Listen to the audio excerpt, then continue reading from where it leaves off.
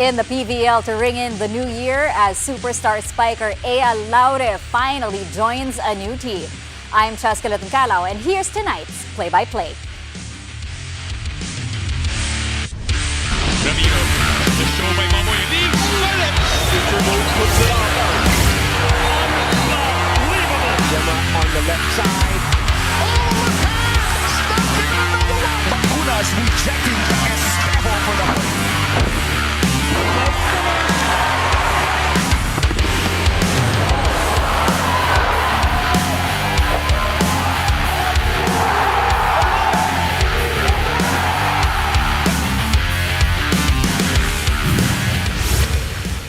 Let's tip off the new year with nail-biting NBA action as the San Antonio Spurs pull off a huge comeback win over the New York Knicks. The Spurs avenging their loss to the Knicks in the NBA Cup Finals by fighting back from 19 points down for the 134-132 win. Victor Wembanyama had a huge double-double for San Antonio, 31 points and 13 rebounds. But the French phenom hyperextended his knee while grabbing a rebound early in the fourth quarter.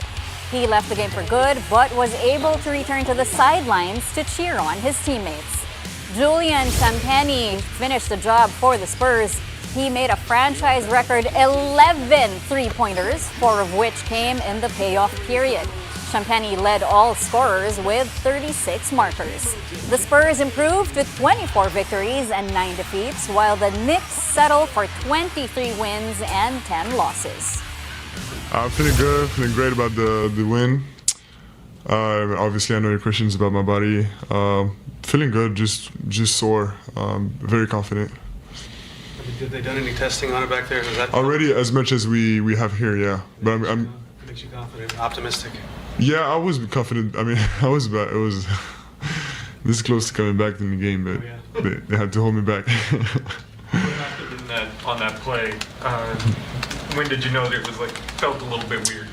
I knew when it hurt, but it was the good thing. It was just a hyperextension, so it should be minimal, whatever the thing is, but yeah, we're gonna do everything tomorrow still to check that everything's okay. Meantime, the Denver Nuggets survived their first game without Nikola Jokic, who's dealing with his own hyperextended knee. The Nugs escaped the Toronto Raptors on the road 106-103. A dramatic ending here as Brandon Ingram seemingly forced overtime with a three-pointer off the glass. But the shot was eventually nullified after footage showed that Ingram's fingertips were still on the ball as time expired. Peyton Watson led Denver with 24 points, 8 rebounds, and 2 steals. Ingram dropped a 30-piece for T-Dot in a losing cause. The Nuggets will be without Nikola Jokic for at least 4 weeks. It's a huge blow, considering starters Aaron Gordon, Cam Johnson, and Christian Braun are likewise sidelined. Denver's backup center Jonas Valanciunas also strained his calf during this game, which forced a third-quarter exit. The Nuggets now have 23 wins and 10 losses, while the Raptors sit with 20 victories and 15 defeats. I think it's just a testament to this group's resiliency. We've shown it all year. We found ways to get dubs when we needed them, and tonight was no different than that. I feel like there's a lot of people that doubt us, and there's a lot of people that'll say, without Joker, we're a lottery team, and even if we win, they're going to say it's one lucky win. So we just happy with what we do. We go back to the drawing board, we keep getting better, and we keep trying to find ways to get wins. 24 points for you tonight. You were very active in the huddles. How much responsibility do you feel to lead and produce for this team right now?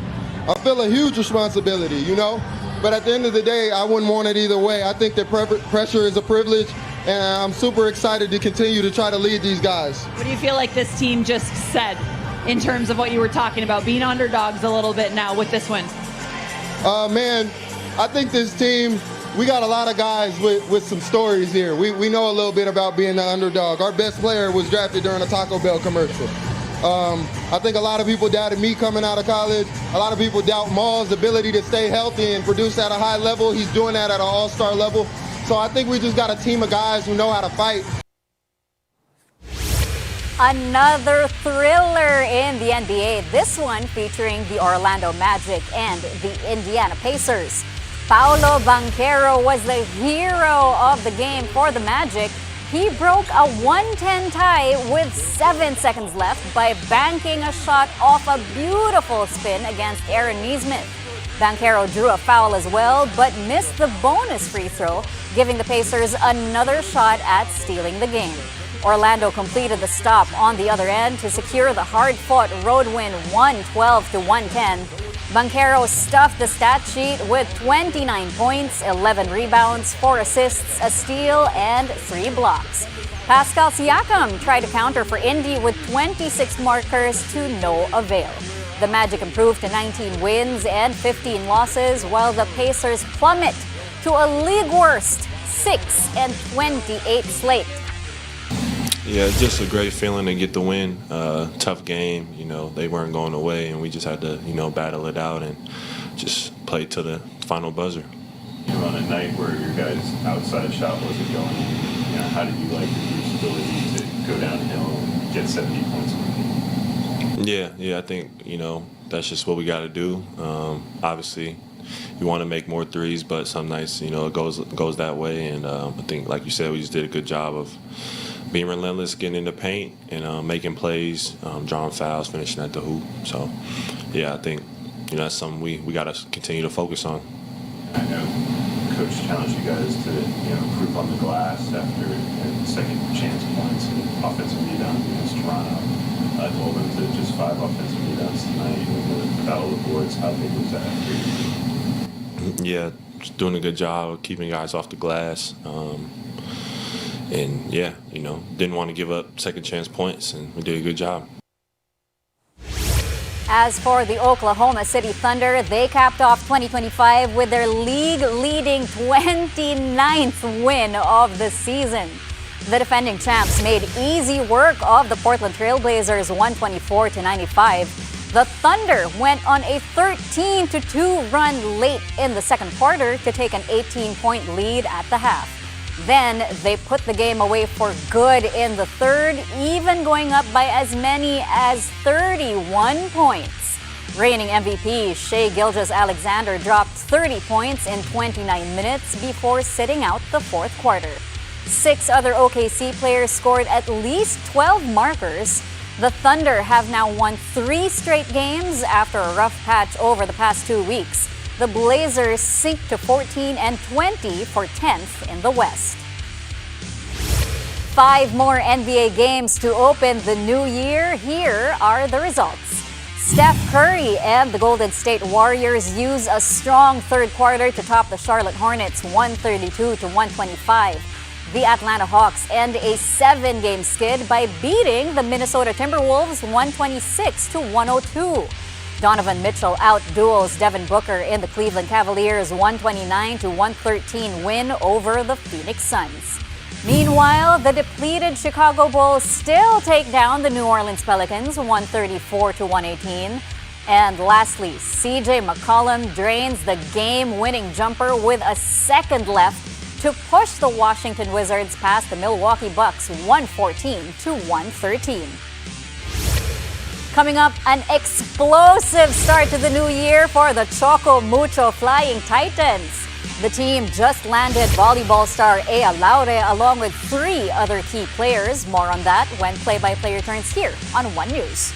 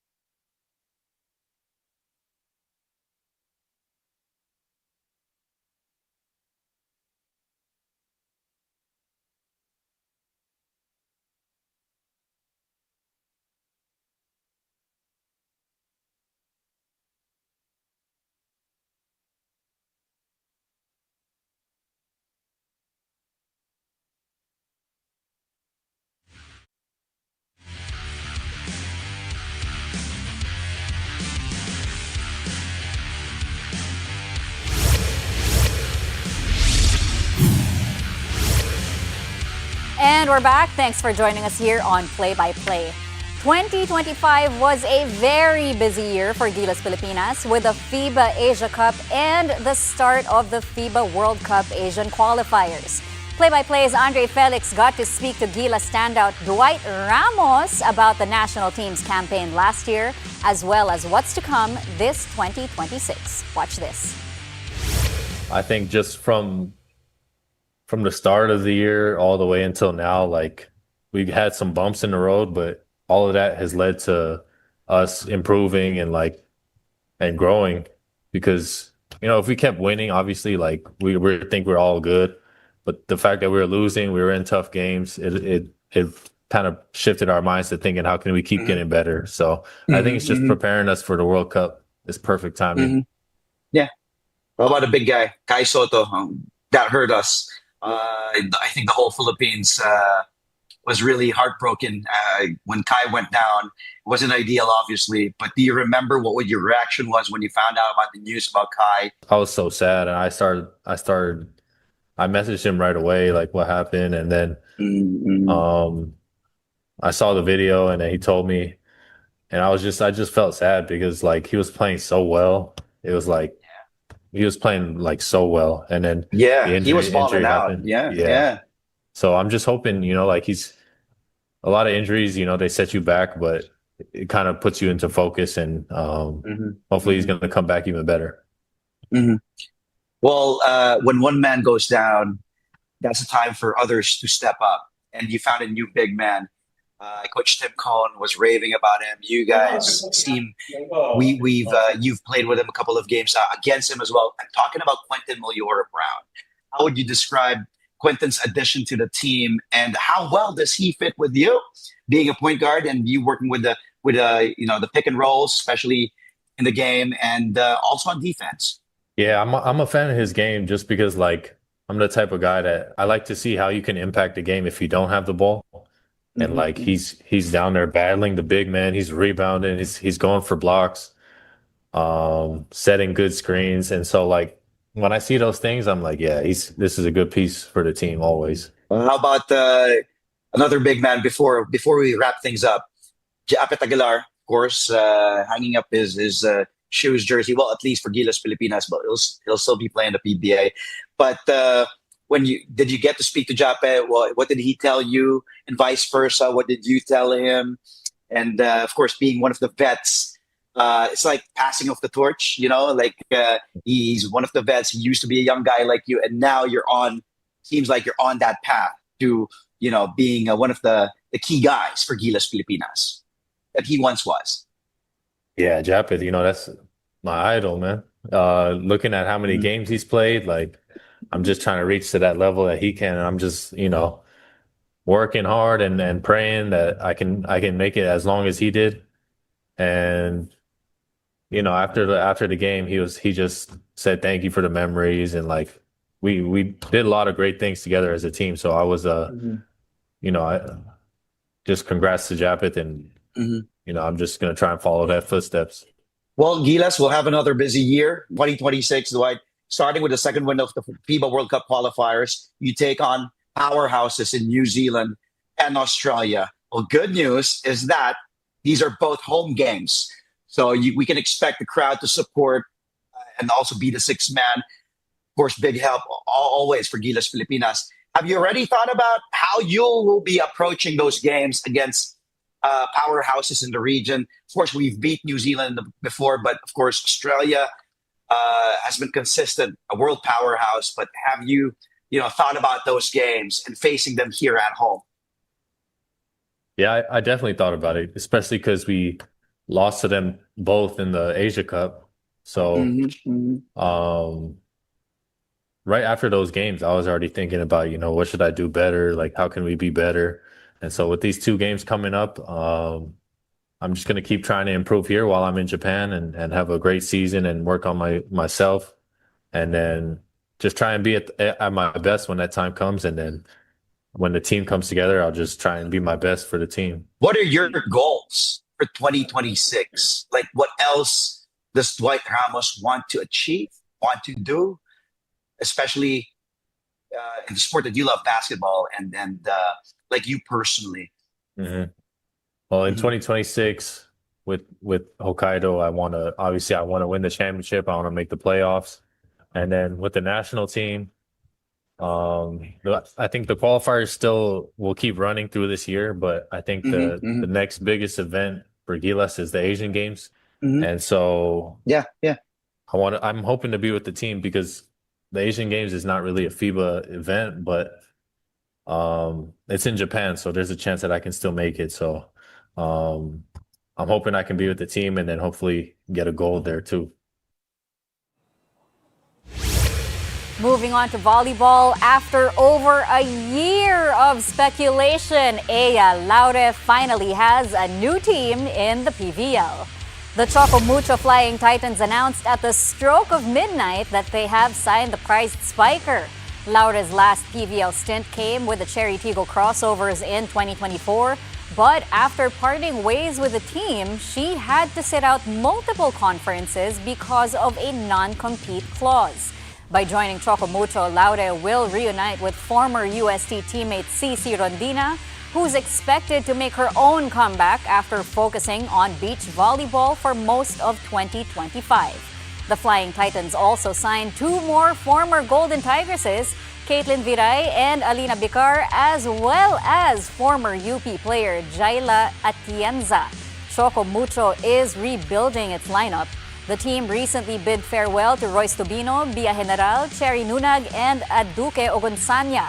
Last season, the Flying Titans finished 4th in the All-Filipino, 10th in the On Tour, and 9th in the Reinforced Conference. Coming up, a men's volleyball star celebrating a huge blessing heading into 2026. Signal Super Spikers JP Bugawan and his wife Judy welcome a baby boy. The details and more when play-by-play returns here on One News.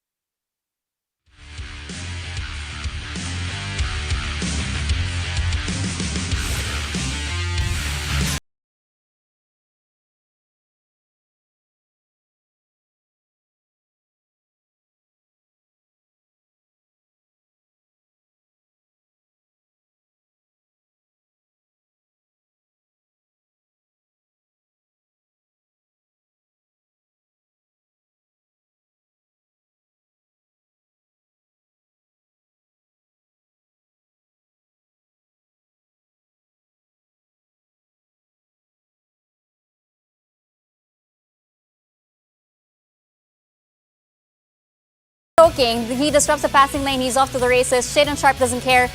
Lou Dort, Aaron Wiggins couldn't catch up. 2v1, Shaden Sharp, don't care. I got this. Sharp had 14 points and 3 steals, but the Blazers bowed to the Thunder 124-95. And up next, we've got the Knicks versus the Blazers. Here we go. Stefan Castle picks up the loose ball, runs the break, delays it a bit, and now he sends it to the guy who can reach that high, the one and only Victor Wembanyama with the one-handed slam. It is another out-of-this-world alley-oop play from Castle and Wemby. Castle, by the way, had 7 assists. Wemby, 31 points, 13 rebounds. Although he did suffer a knee injury, so prayers up. Hopefully he's okay. The Spurs did beat the Knicks 134-132. Up next, we have the Pelicans versus the Bulls. Matas Buzeles with the spin to elude Derek Queen. Takeoff for the power slam. Look how long those arms are. My goodness. 2 young guns going at it. This time Buzeles gets the upper hand. Buzeles 19 points, 6 rebounds, and he does help the Bulls take down the Pels 134-118. And next we have the Wizards versus the Bucks. Washington is down 1 with time running out. CJ McCollum finding space down the baseline to launch this shot. He puts the Wizards up 1 with a second to go. He slips past Miles Turner, goes over AJ Green. The unbothered McCollum wins it for the Wiz 114-113. The veteran guard had 18 points, capping the game off with that cold-blooded jumper. All right, finally, we have the Magic versus the Pacers. Anthony Black gets it to Paolo Banchero, who takes Aaron Nesmith through the torture chamber. Banchero spins baseline for the end 1 bucket. He puts the Magic up by 2 with 7 seconds to go. That back shot ended up as the game winner. Banchero went off for 29 points and 10 boards. The Magic beat the Pacers 112-110.